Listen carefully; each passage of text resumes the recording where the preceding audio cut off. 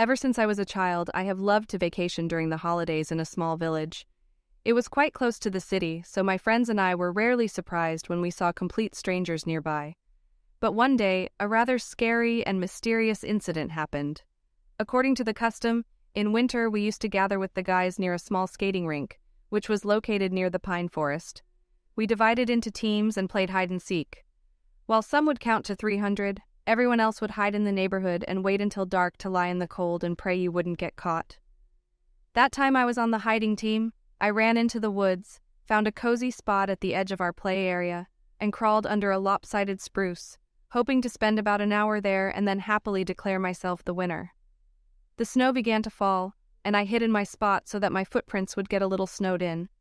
I had saved a bundle of pine branches in advance for shelter during the long wait. The game began, dusk gave way to late evening, and here I was lying for 40 minutes without hearing any steps or voices of leaders. So I began to relax little by little, not anticipating any unforeseen circumstances. Suddenly I saw a flashlight 20 meters away from me. At first I burrowed deeper into my hiding place to avoid being spotted, but suddenly I noticed a figure whose shadow was well reflected on the snow from behind the flashlight. I looked closer and saw not my friends, but the distinct figure of an adult. He looked like an old forest dweller, as from the fantastic or mystical stories that are often described in Russian folklore. I was very much frightened and did not know what to do, for I knew that it could have been a simple worker, or it could have been a stranger wandering through the woods, of which there are many here. I lifted myself up a little to try to see the face, but unfortunately, my pine planking crunched beneath me. For a second I froze in anticipation of the mysterious figure's actions. The sound was so loud that the silhouette stopped and looked in my direction. My heart went in my heels. Suddenly the man began to make his way sharply in my direction.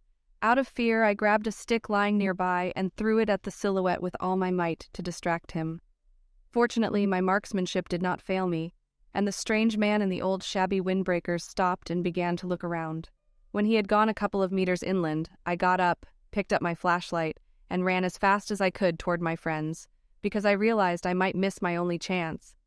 I ran for a few minutes without stopping and came out on a familiar road.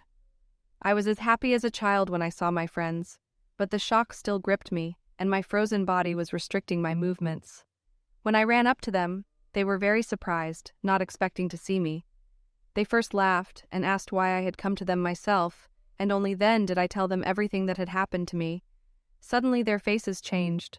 My friend told them about a serial killer who had recently escaped from a mental hospital and had been declared insane by the court.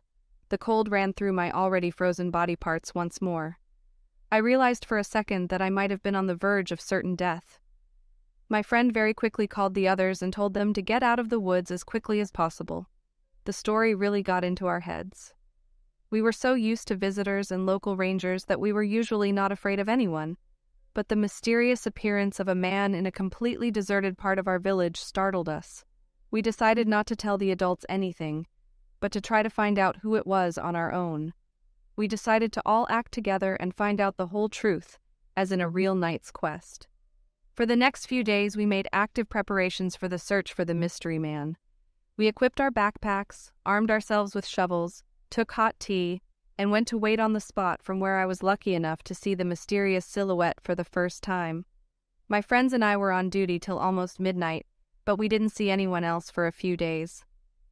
After a few days, everyone got bored with this activity, and some even began to say that I had made up this story to scare the others. A month later, everyone forgot all about the incident, and probably would not have remembered it again if we had not met our acquaintance, a worker neighbor, in the spring of that year. He was dressed in an old gamekeeper suit and was walking into the woods early in the morning. For some reason he seemed very familiar to me. We said hello to him and asked where he was going. He replied that he was looking for a lost hunting outfit he had lost in the woods during the winter. "That was when you seemed to be playing hide and seek," he said. We all froze, realizing what he was talking about, and we all understood at once. We looked at each other. It was exactly our old friend, the worker who had frightened the hell out of us on that cold winter evening. We didn't let on and left, wishing him luck in finding the missing item. That's how this amazing story ended, which made us stop playing hide and seek in the woods. Thanks for watching. Don't forget to subscribe to my channel and like this video if you like it. Also put a bell so you don't miss new videos. See you soon.